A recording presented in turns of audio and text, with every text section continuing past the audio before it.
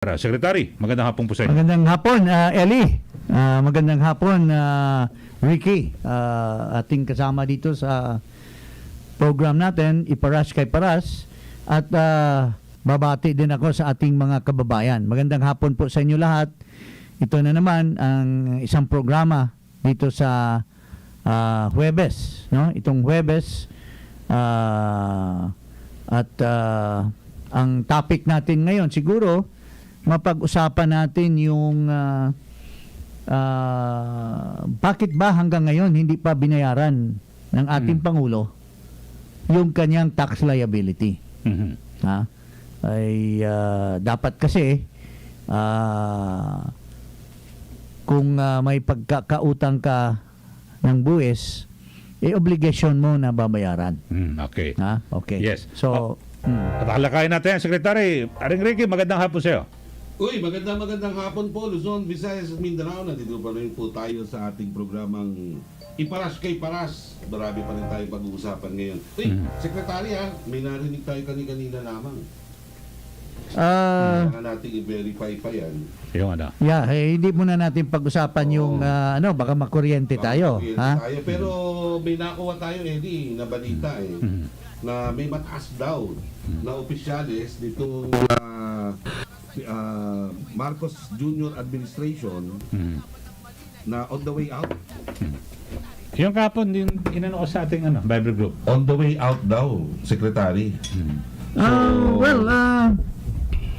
Siguro, yung report? siguro may kahulugan yung report na yan dahil may mga pangyayari itong mga nakaraan na mayroong isang opisyalis, may isang opisyal ng Marcos Jr. Administration na pinipilit na mag-appear sa Senado pero pinipilit naman niyang hindi mag-appear.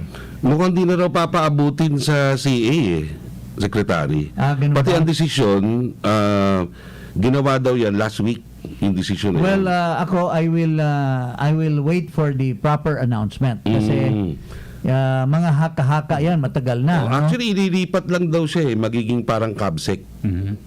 Wala yung dati wala na, di ba? Inabolish Inabolish niya. niya. Pero ibig sabihin, gagawa lang ng Parang chief of staff. gagawa lang ng para lang i-accommodate.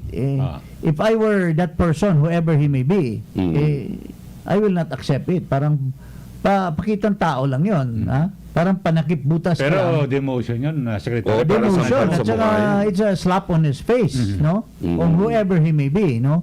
But anyway, Pero nung isang araw, di ba, nung yes. birthday party, yung sinabi ko sa ating grupo na hindi siya pinadalo.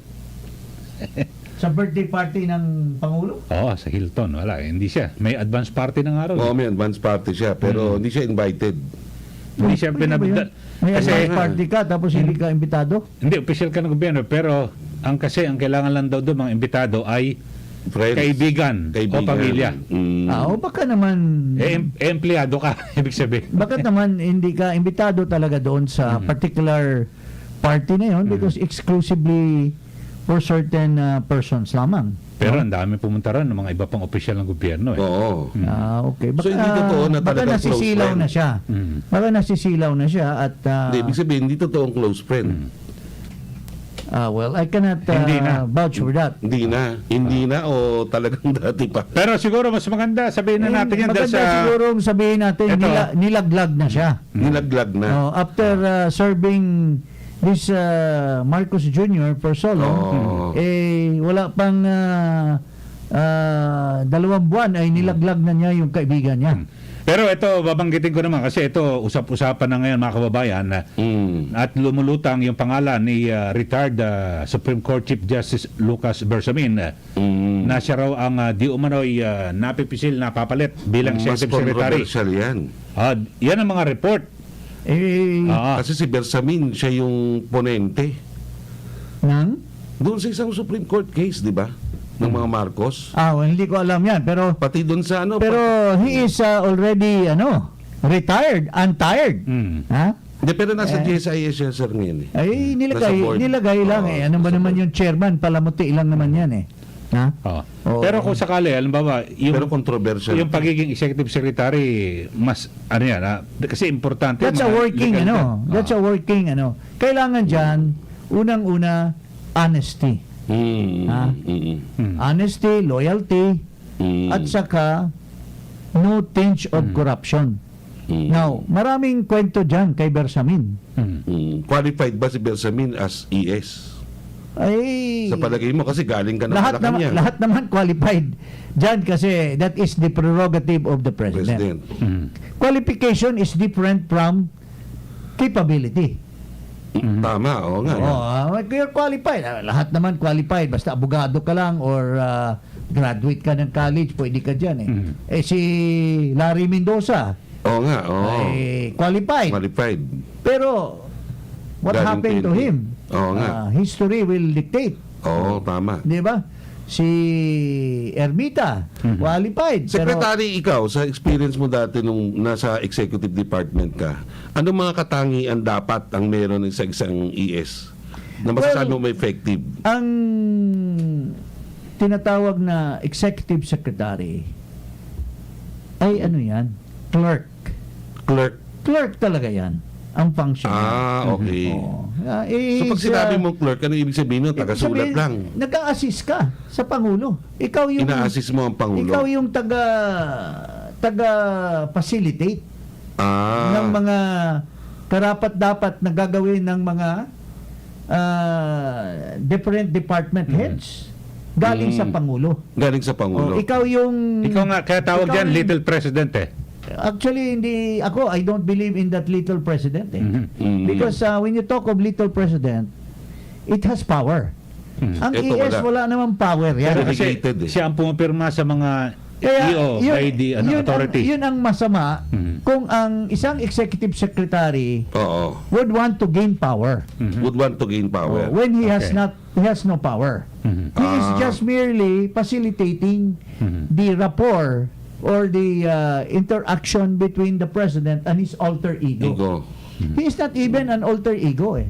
An alter ego is one that acts in behalf of the president. President. Ito na yung mga line agencies. Line agencies. Secretary. Oh, yan. Okay. Kaya nga, when this guy came up with a memorandum granting authority to Sebastian to act in behalf of the president as agricultural secretary, Sebastian becomes the alter ego Oo, of the president. Ha? Okay. Eh, bakit naman niya hindi sinunod yung mga or hindi niya hindi siya Yun nga eh, nag-action? Kaya hindi ko malaman kung ano yung... Bakit hindi siya nag-action sa mga communication ni Sebastian being the alter ego to the president? Hinaharang niya. The fact that he admitted that he did not Sinadya niyang hindi sagutin. sin mode lang It is siya. beyond his work. Being just a mere clerk to facilitate So may improper delegation. interaction between the president and the alter ego. Di ba? O masama yung ginawa niya. Kaya nga nagkagulo-gulo yung issue tungkol sa shortage. So I guess Kaya hindi ko malaman kung anong criminal or administrative case ang dapat isampa kay Sebastian eh. Di ba? Kasi kung proper yung delegation sa kanya, edi yung pag-sign niya ng sugar order, there is legal. there is no basis whatsoever whether it's administrative or criminal. Why? In the first place, the person already tendered his resignation. So, How can you Kaya nga yan ang report ng minority. Walang tender kinaalam. this resignation? Wala na. Wala. The criminal offense, it was aborted. Hindi naman natuloy yung importation. Sugar order number 4 never rose into a formal regulation.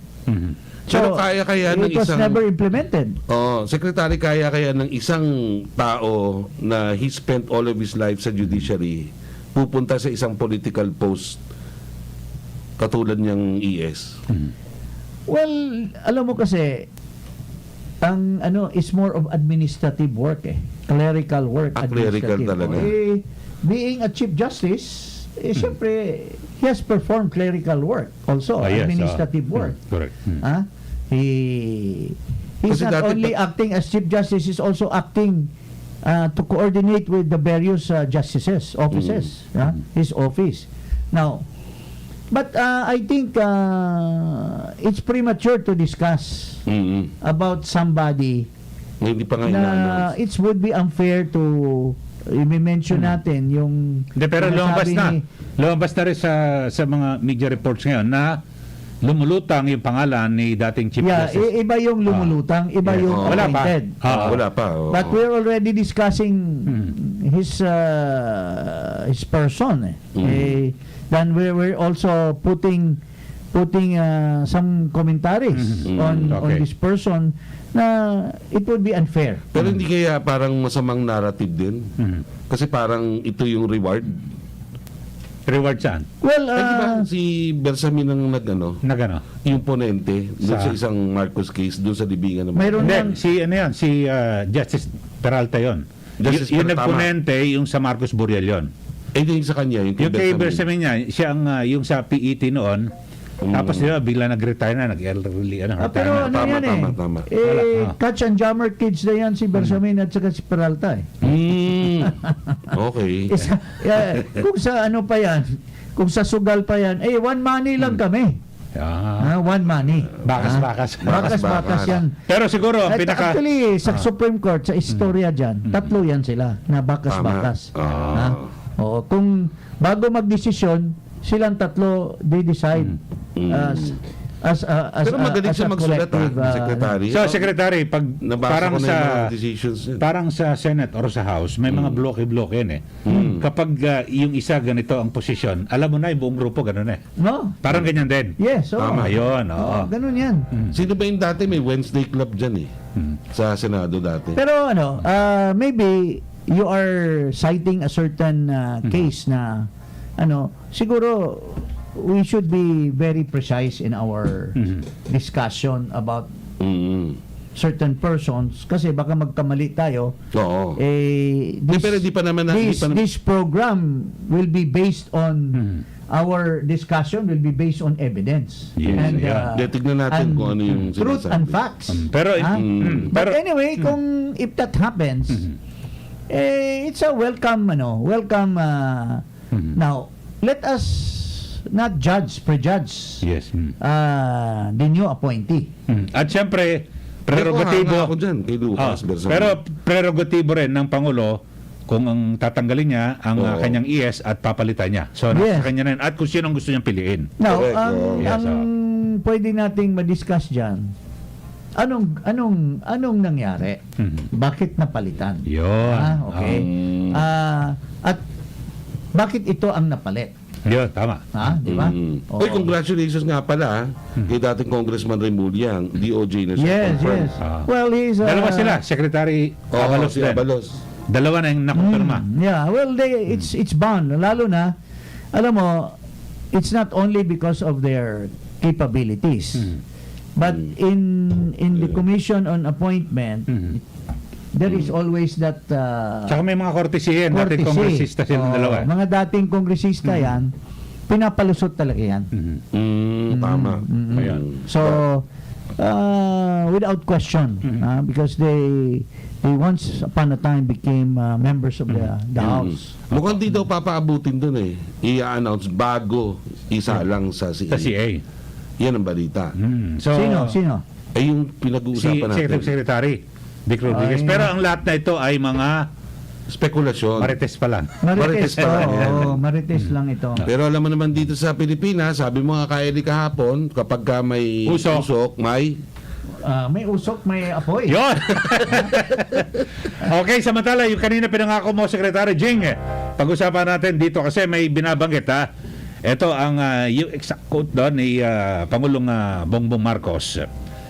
Ang binabanggit niya sa interview, mga kababayan, sabi niya, we're actually encouraging that this finally be resolved because I don't want to make a legal opinion for which I am not qualified, but rather to say we were never allowed to argue because when this case came out, we were all in the United States. So yan po ang sinasabi ni Pangulong Bongbong Marcos dito po sa issue, Secretary Jing, na kanina binabanggit mo na may kinalaman sa 203 billion pesos na estate tax laban po sa kanilang pamilya. Well, before we discuss that, I think earlier, mayroong statement si dating NEDA Secretary, Pernia.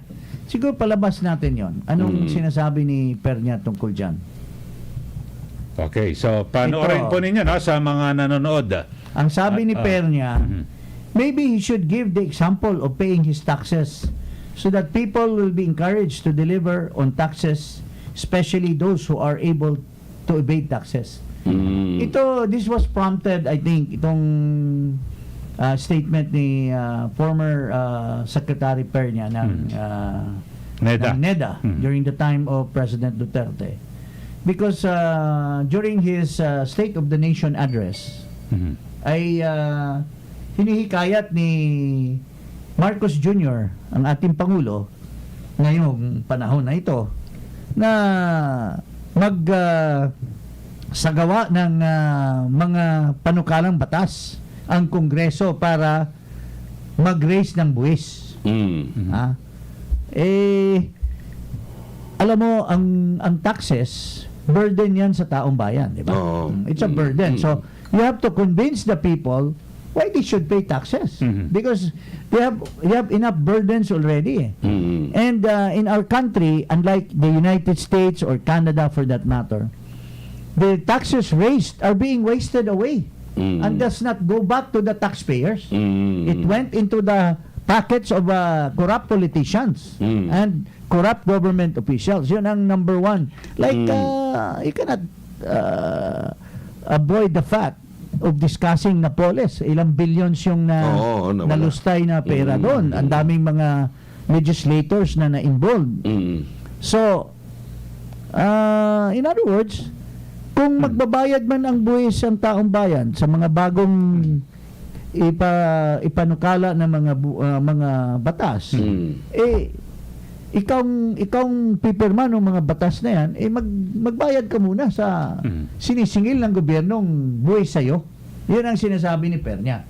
Now, interesting, that particular issue was discussed in his personal interview. At sinasabi mo na nga, Eli, na lilitisin daw uli.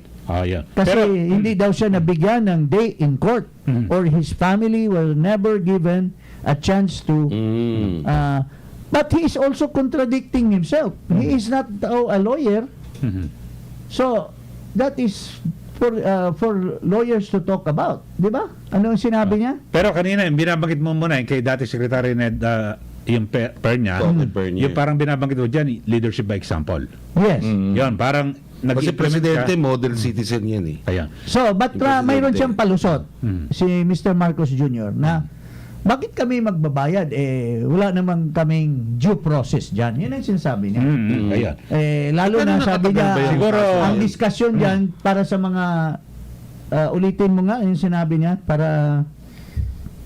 Ito yung sinabi niya. Sabi niya, we were never given a chance to respond in its defense on the 203 billion estate tax owed to the government because they were still in exile in Hawaii when it was in court.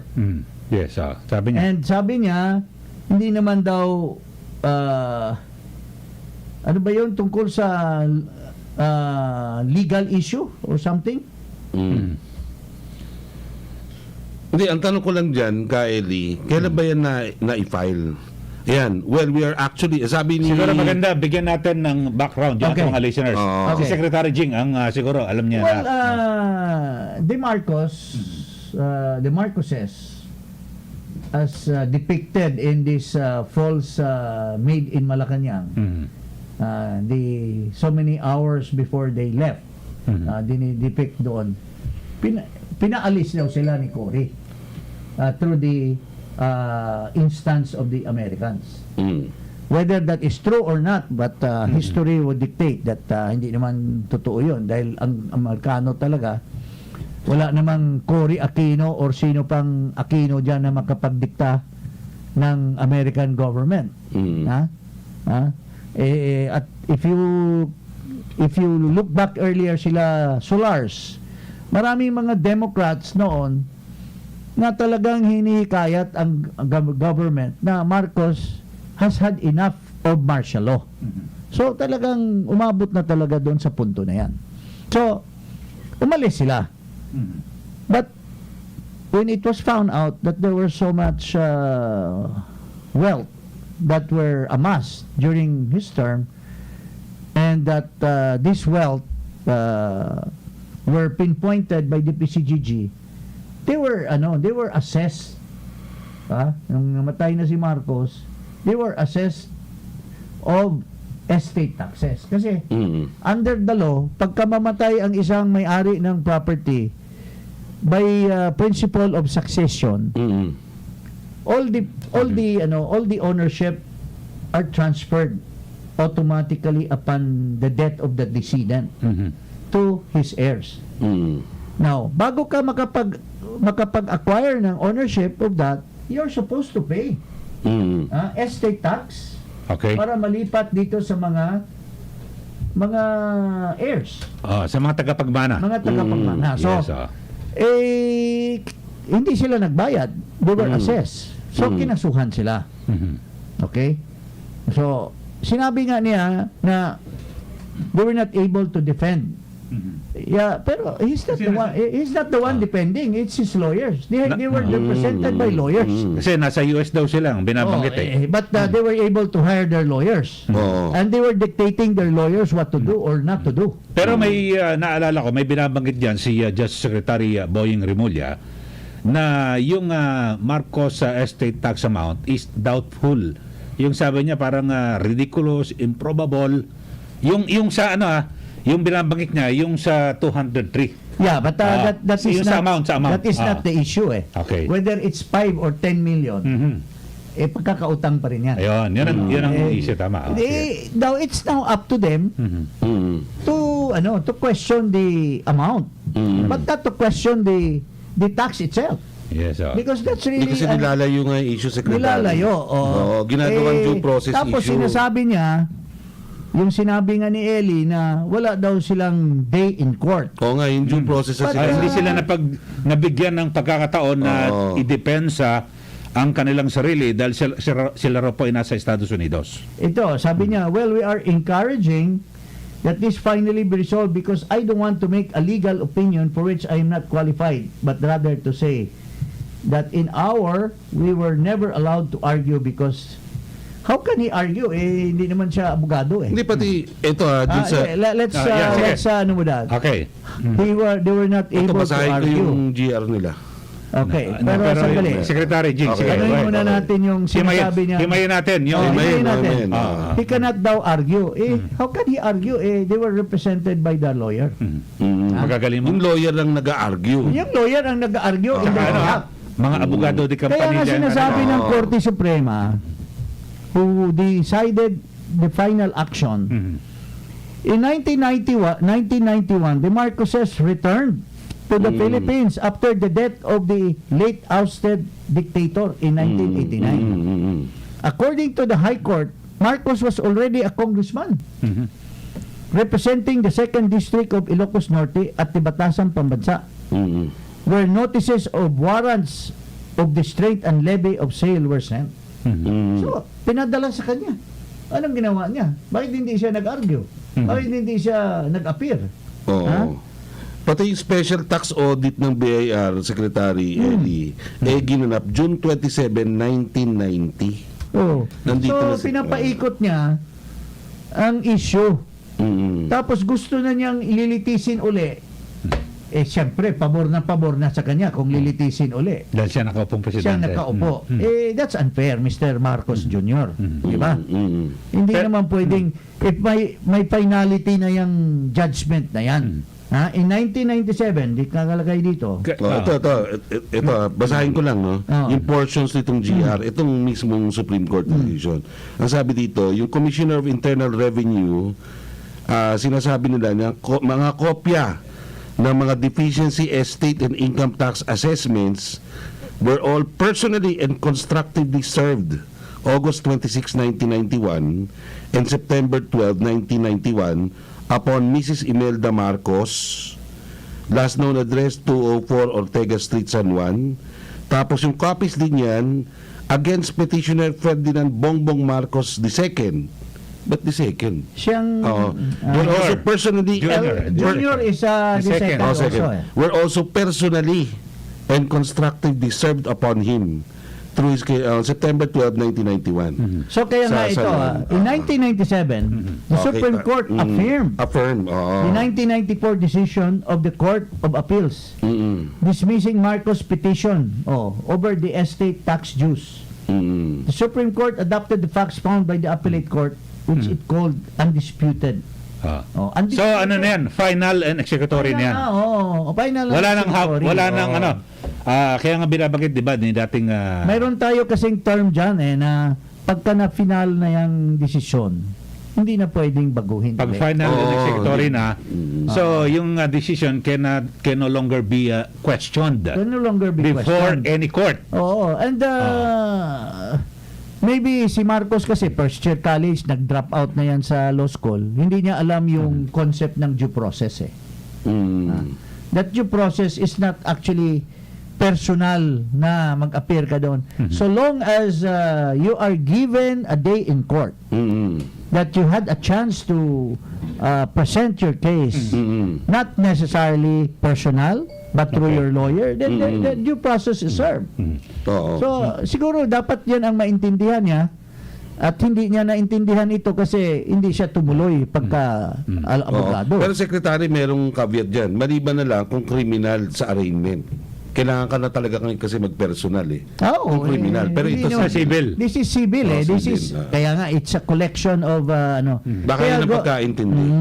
So, bakit naman dito sa sinasabi niya, dito sa interview niya, ay gusto niyang litisin uli? Kasi gusto ba niyang gamitin ang pagka-presidente niya para ma-reverse lahat yan? Kasi alam mo naman, ang justice system dito yeah. Pero Secretary Jing, palakasan system pero Secretary Jing, para po sa kalaaman ng ating mga listeners, yung mga ganitong kaso na pinal na talagang executory na, pwede pa ba itong pabuksan ulit na gaya ng binanggit ng ating Pangulo? Hindi na po. Mayroong... Maliban na lang kung may... Tama ba yung Secretary? Maliban na lang kung may discovery of new evidence? Kasi meron hindi na itong hindi na, maski Hindi na na. pwede. Kasi no? final and executory Final na finality. Tsaka 1997 pa 2022 na ngayon. 20, So dito ho mga kababayan at maganda mabigyan natin ng ng paliwanag. Hindi, ang hindi maganda kasi pinapalabas niya sa taong bayan through that interview na there was an injustice done to his to family. them. That now is the time that justice will be served under his presidency. Hindi, binabaliktad niya dahil ang nawala ng justice dito, yung taong bayan. Dahil allegedly, nakuha yung mga asset ng gobyerno. Pero Secretary Jing, kasi dito, may mga nakaka-debate rin ako dito sa isyong ito. Ang binabanggit na talagang hindi na ito pwedeng baguhin yung desisyon ng Korte Suprema, pero pwedeng magtawaran Yung sa computation, pwede rin itong... Kasi yung 203 billion pesos, masyado raw malaki. The decision that they are bound to pay estate taxes, that's final. Okay. But the amount that must be paid based on assessment, let's say based on the penalties that were imposed on them, this can be waived. Okay. This can be negotiated. So, ang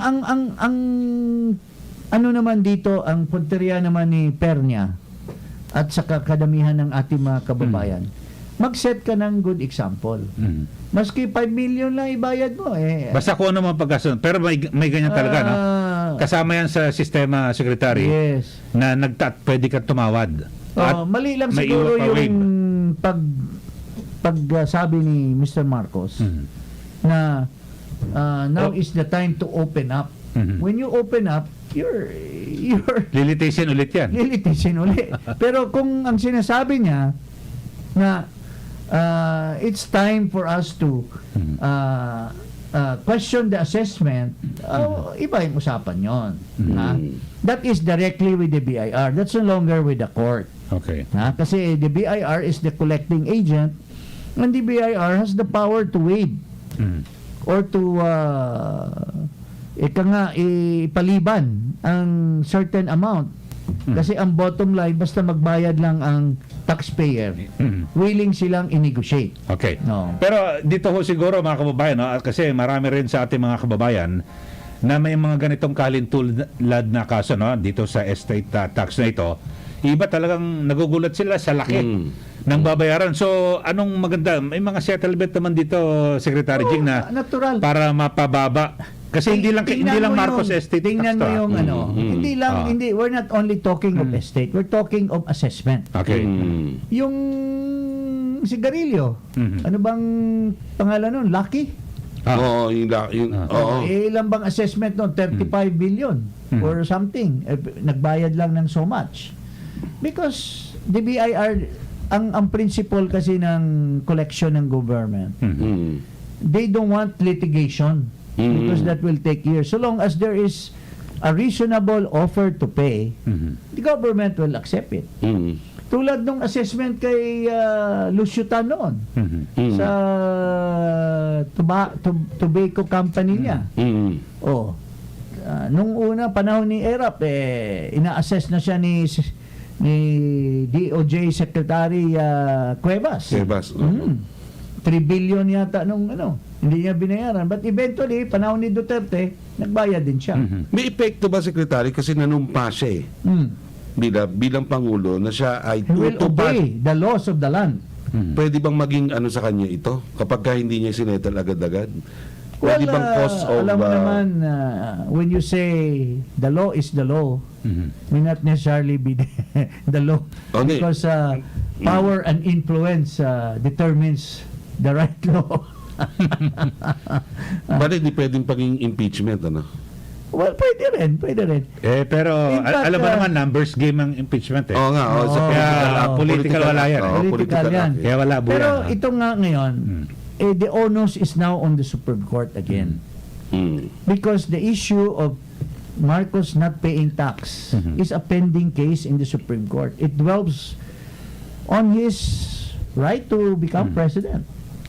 Hindi na pwedeng kasi nagano nga ng 1987. Anong pending? Hindi, sabi mo pending case. Yung kaso niya na Yung tax qualified ba siya maging presidente? Yun, iba yun. Bakit hanggang ngayon hindi pa na-desisyonan? Bakit inuupuan? Ang taong bayan gusto rin malaman kung si Sara Duterte ba ang ating maging Pangulo? O siya Pero, ba talaga? Secretary Jing, hindi ba pwedeng masabi, hindi, mutin academic na binoto na siya? Of course not. Hindi yan pwede? Hindi pwede. Kasi inalis na nilang concept na will of the people eh. Tama. In subsequent cases, tama. Yung will of the people, dati, ano yan, Controlling yan. Pagka the will binoto of the ka na, people has wala na. already expressed. Pero this is not applicable because ang issue kasi dito is from the beginning the beginning qualified ka ba to run? If you are not qualified to run, then you cannot be a candidate. Pero Secretary Jing, baka naman kaya hindi pa agad mabayaran kasi yung sa kanilang tax liability kasi baka isundot yun dun sa hindi siya kwalipikado. Di ba, pinag-uusapan din namin. Di ba? Walang kinalaman yun. Kasi Iba. inheritance ito Inheritance. Hindi, meron pa siya ibang mga kaso na hindi siya nagbayad ng... iba yun. Yun yung pagka-gobernador niya. Hindi siya nag-file ng income tax. Hindi, doon din, kasama lahat-lahat. Ito, estate tax. Iba to. Estate, iba. Pero yung ibig sabihin, yung isa pang tax liability niya na pinag-uusapan yung pwede rin idugtong yun doon sa Ang issue COMELEC. doon kasi, because of non-payment of taxes while he was Governor. liable being a government official, Okay. ang issue doon are you not morally bound and the case is involving moral turpitude as a ground for disqualification, di ba? So yun yata ang issue niya. Yes, But of course, we are not as brilliant as those lawyers in the Supreme Court. Mhm. So, that's up to them to... Kaya lang, mayroon lang ihahambing tayo na kaso dyan. Mhm. I remember in 2016, 2015, si Senator Kit Tatad filed a case for disqualification against Senator Grace Poe. Okay. Oo. Pero what happened? That case was decided prior to election. Correct. Ayun, talagang madali Hindi, yan. pati kay dito. Di ba? Pero But kay... that's Senate Iba yan. electoral. Senate, SE. Kay Tatad, at saka si Ilamparo also filed at the same case. Same case. But the Supreme Court swiftly made a decision prior to election para malaman talaga kung qualified ba si Senator Grace Poe or not. Ayun. Eh bakit ito pinalampas pa ang eleksyon at Eleksyon. pending pa rin hanggang ngayon? Ha? Makupad ba ang Supreme Court o hindi ba nila ginagawa yung trabaho Di nila? baka may schedule lang. Ha? Baka December So, siguro. yun ang tinatanong natin. Bakit hanggang ngayon hindi madesisyonan yung kaso na yan? I mean, it's also good for the President Mhm. that Tama. wala nang doubt about his if that case will be dismissed because these cases Teka, hindi kaya yan ang were rason dismissed bakit by si the Lucas Comelec, ang ES niya? hindi natin alam. Hindi natin Dahil alam. masyadong speculative. Pero yung sinasabi mong case na dinisisyonan ni Lucas, parang unethical yan. Kasi mayroong isang justice sa Sandigan Bayan, parang yun din ang nagdesisyon ng isang kaso, na-appoint na... Na-appoint. Sa GOCC. Oo. na GOCC, Baka pag ginawa nila sa yung kay GCG, Vic, baka mas lalong Ah. umapoy yung sitwasyon. Well, hindi natin alam. Diba? Kasi full of magic naman tong natin full of magic and mystery. Pero siya pa na yun sa libingan ng mga bayani. Siya ponente. Hindi, si... Nakalagay dito. kasama. Oh? Oo. Di ba pinakita ko sa Ang alam ko si Diosdado Peralta. Kaya nga, Kaya nga, pero isang... one money isang na dugo. lang yung dalawa na yan Ha? Oo nga, no? Ha?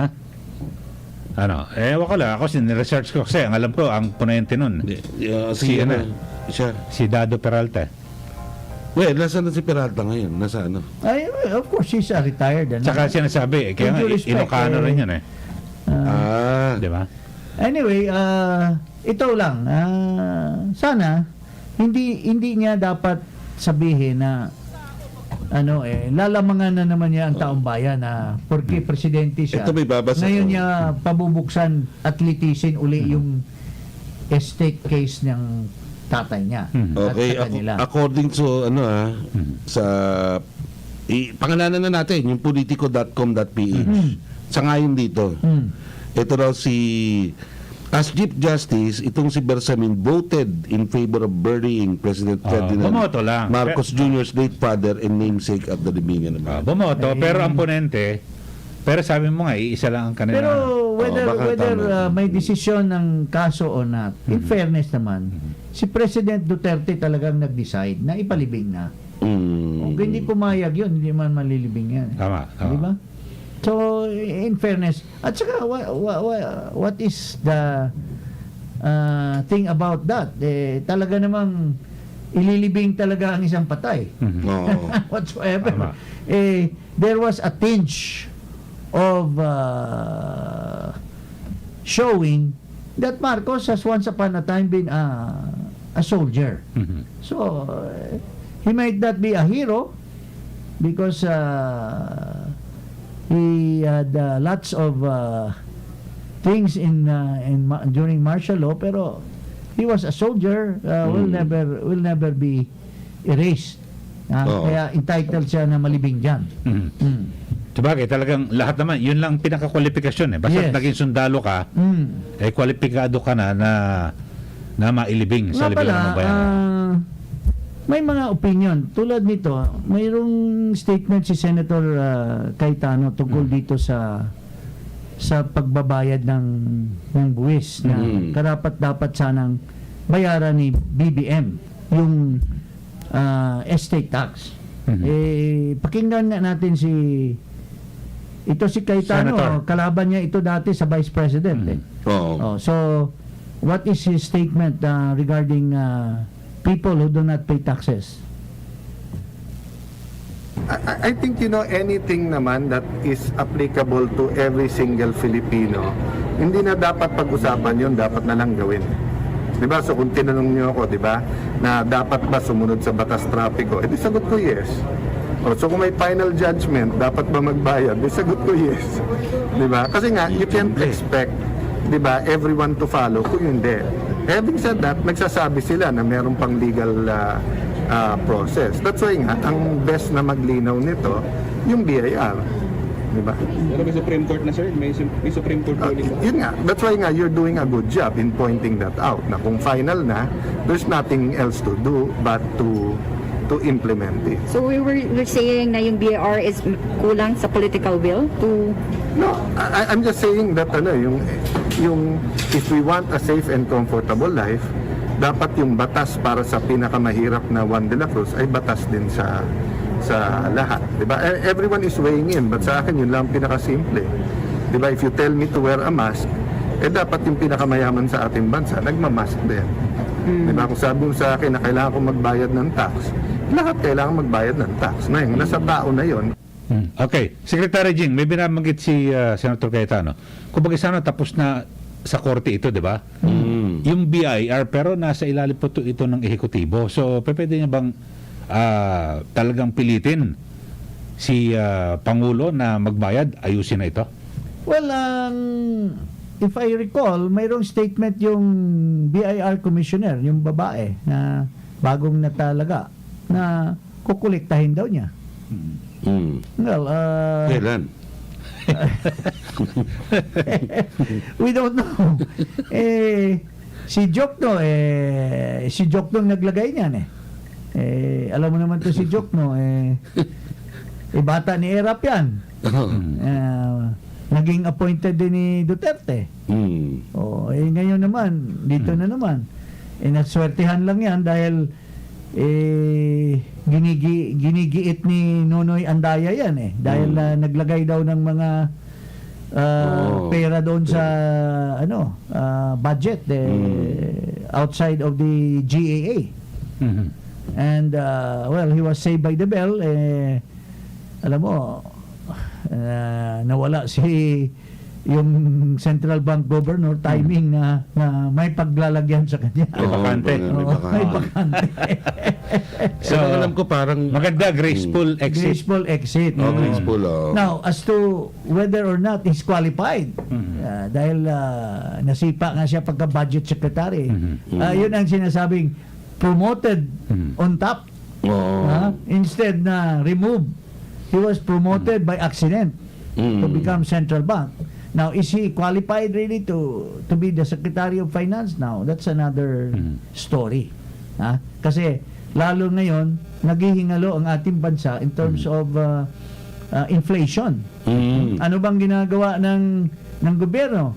Napakalawak na ang value ng dolyares versus Philippine pesos.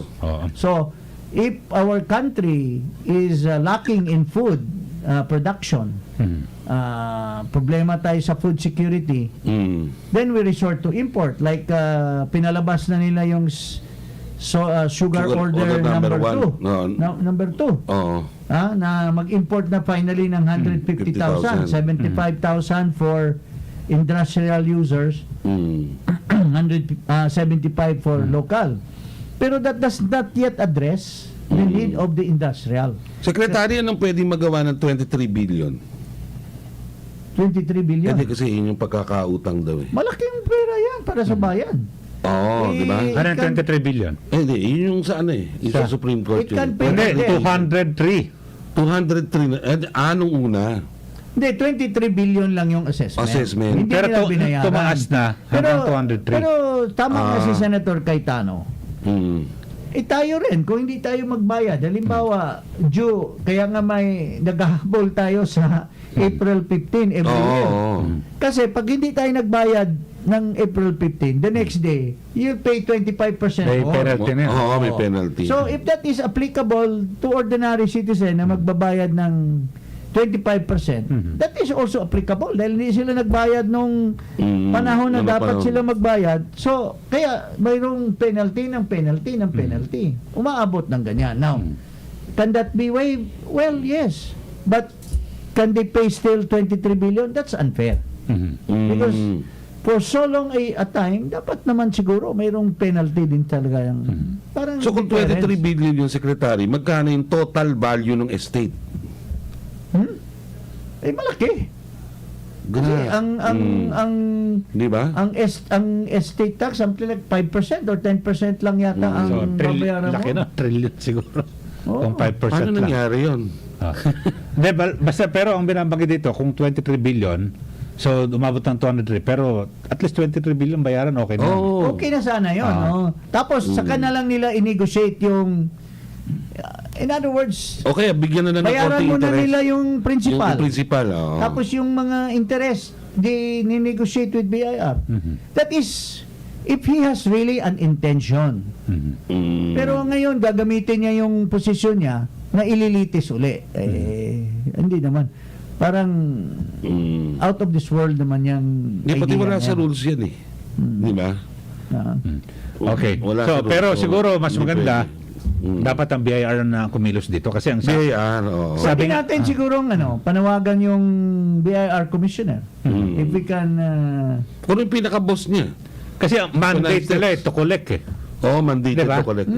Oh, so- yung babae, yung what's her name? Lilia Guillermo. Guillermo. Oh, Commissioner. Lilia Guillermo. Pero binabanggit niya nung bago siya maupo sabi niya talagang kung final na secretary niya, then it's our mandate to collect.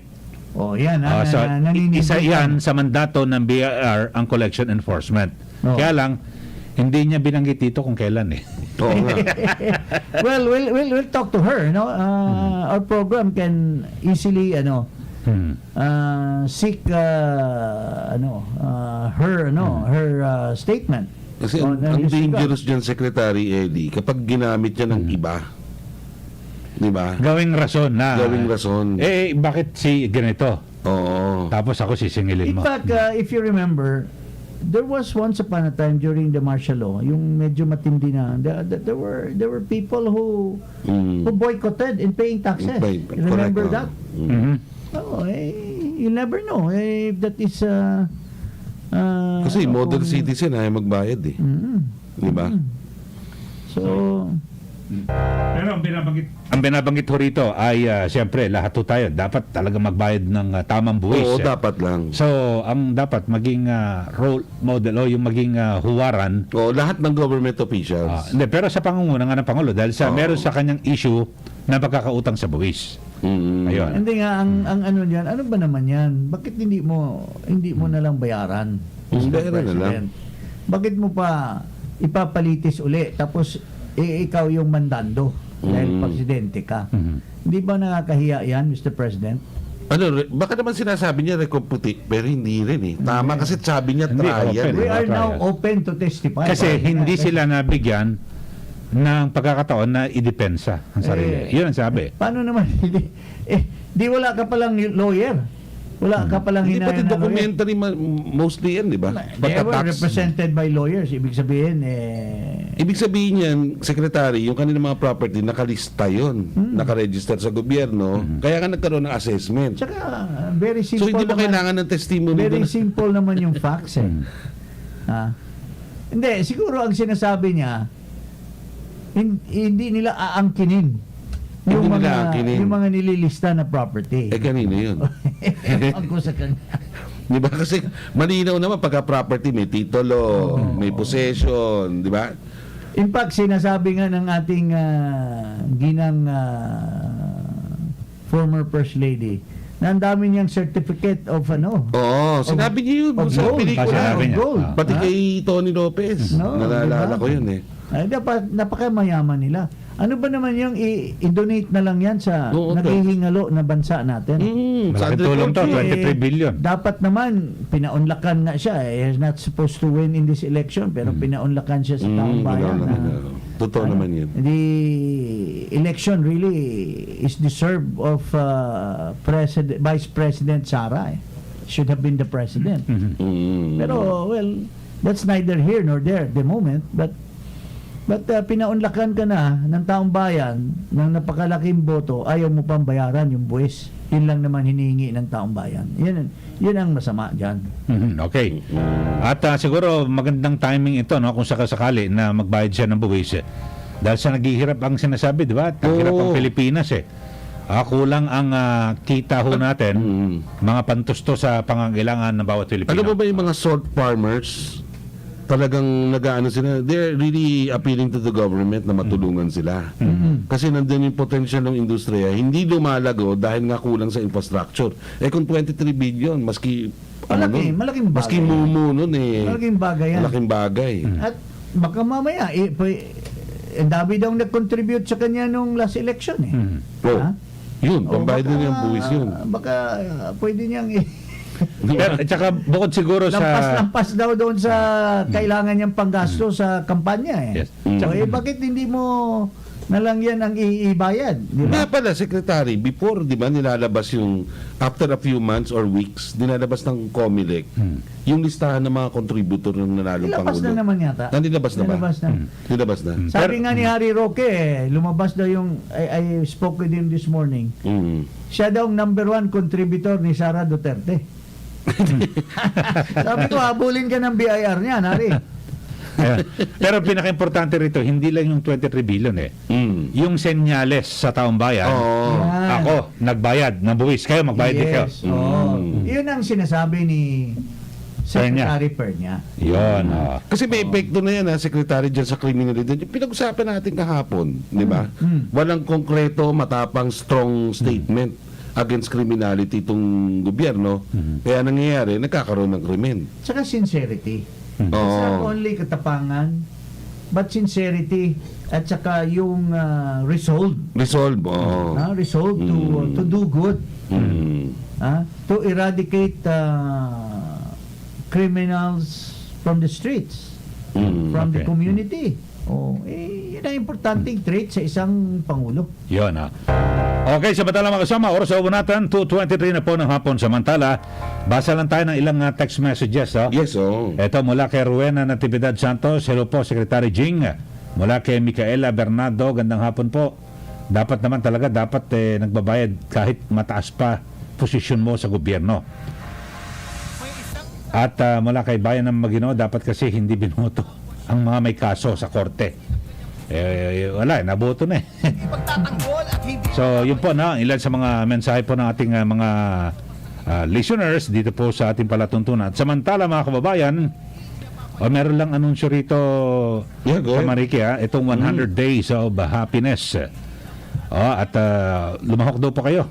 At umpisa na yung 100 days of happiness para po sa kanilang partner cause-oriented organizations. Ito yung SM, no?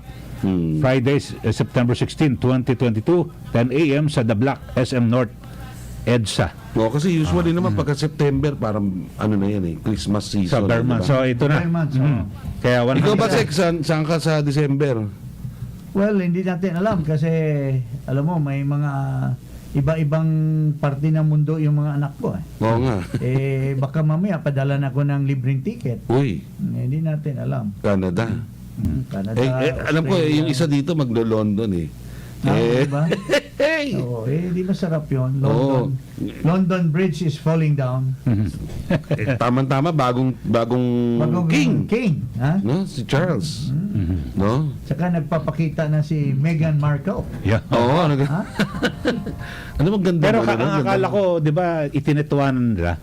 Oo nga. Di ba, punta rin sila sa Hindi, US, pero ganun pa rin yan Hindi naman di ba? matatanggal. Sana Unless na talagang tinanggal sa kanila ng gobyerno yung honorary title. Wala. pero yun ang Hindi, matatanggal wala. kasi nasa dugo yun. Nasa dugo. Royal Oo. blood. By Hindi. blood.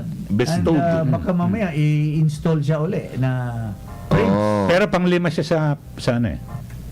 Succession eh. So, Hindi, baka naman kaya itong mga to, baka naman akala nila na ganun din sila. Dati pa. Dati pang ganun sila. Ha?